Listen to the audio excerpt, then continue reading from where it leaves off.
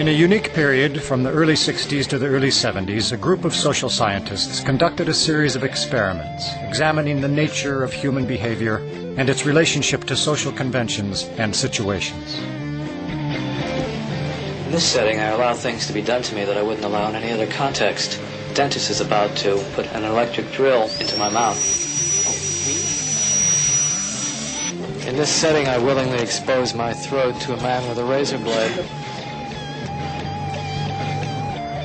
Stanley Milgram, one of the most influential social psychologists of the time, was particularly fascinated with the dangers of group behavior and blind obedience to authority. What is there in human nature that allows an individual to act without any restraints whatsoever, so that he can act inhumanely, harshly, severely, and in no way limited by feelings of compassion or conscience? These are questions. But he might be dead in there. The experiment requires that you continue, teacher. 330 volts. The experiments that Milgram and others conducted were controversial, and for ethical reasons may never be conducted again. Yet the results of those experiments remain groundbreaking, profoundly revealing about the tensions between the individual and society, and increasingly relevant to contemporary life.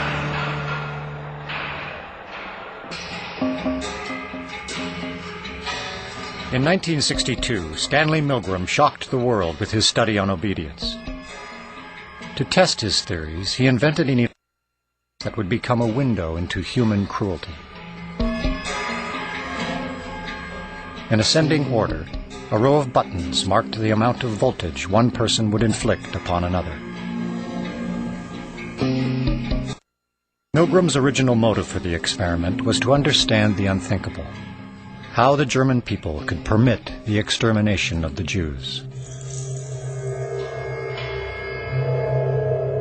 When I learn of incidents such as the massacre of millions of men, women, and children perpetrated by the Nazis in World War II, how is it possible, I ask myself, that ordinary people, who are courteous and decent in everyday life, can act callously, inhumanely, without any limitations of conscience?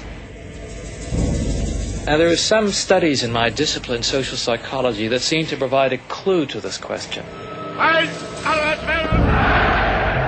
The problem I wanted to study was a little different. It went a little bit further. It was the issue of authority.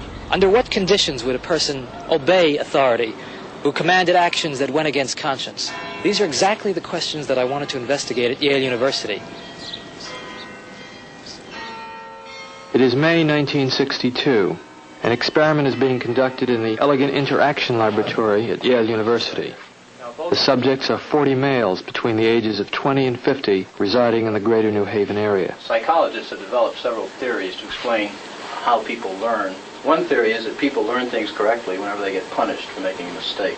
40 years later, Milgram's infamous experiment, obedience, is still taught in classrooms around the world. Would you open those and tell me which of you is which, please? Teacher. Learn. All right, now the next thing we'll have to do is set the learner up so that he can get some sort of punishment. What inspired Milgram, I would say there were a number of factors. One of them is he was very ambitious. He wanted to make a mark in social psychology.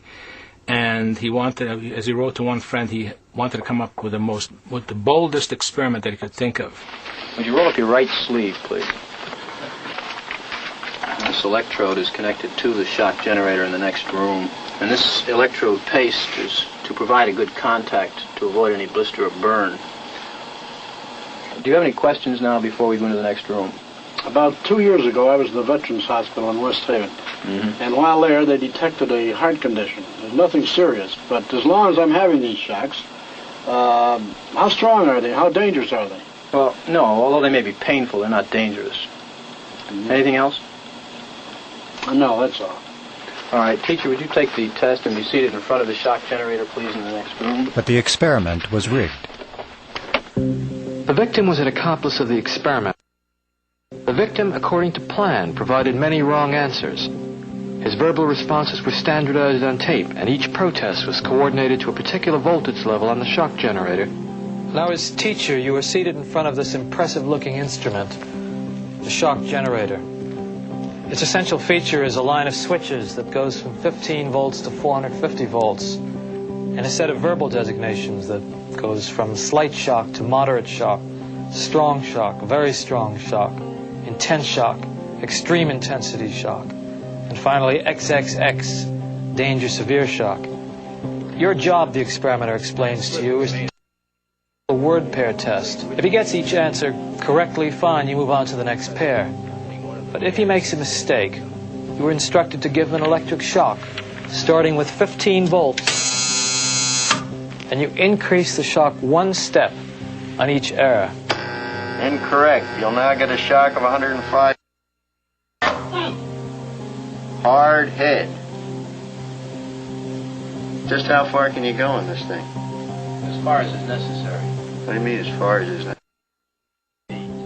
Milgram was very much aware that obedience is a necessary ingredient for society to function. But he focused on the darker side of obedience. Incorrect. 150 volts.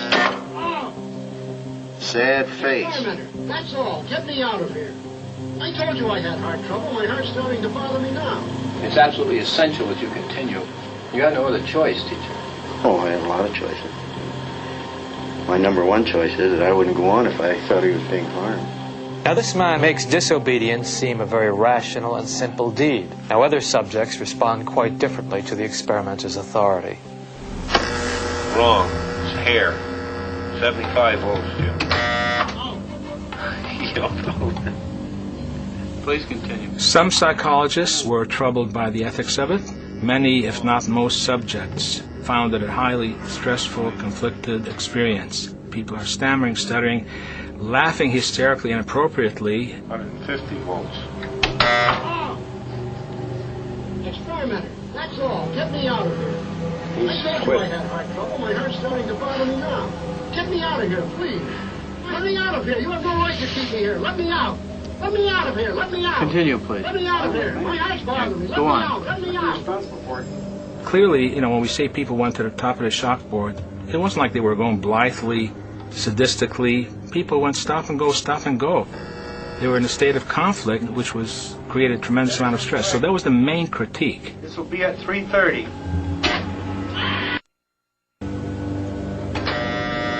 As his voice began to show increasing frustration, so did I. And I was really in a state of real conflict and agitation. One of Stanley Milgram's basic contributions was that you don't ask people what they would do given this hypothetical situation. You put them in the situation. Wrong. I'm up to 180 volts. Please continue, teacher. 180 volts. I can't stand the pain. Let me out of here. Can't stand it. I'm not going to kill that man there. According to Milgram, one of the things that's a prerequisite for carrying out acts that are evil is to shed responsibility from your shoulders and hand it over to the person in charge. I mean, who's going to take the responsibility if anything happens to that gentleman? I'm responsible for anything that happens here. Continue, please. Next one's slow. He didn't hold any gun to anybody's head. Just the fact that he conveyed a sense of authority. Roughly 60-65% of the people went all the way to the top of the shock board. 450 volts.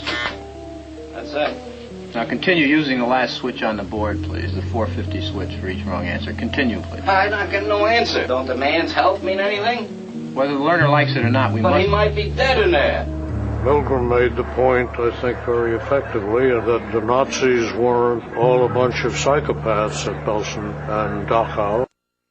A death camp from the middle class in New Haven. Well, who was actually pushing the switch?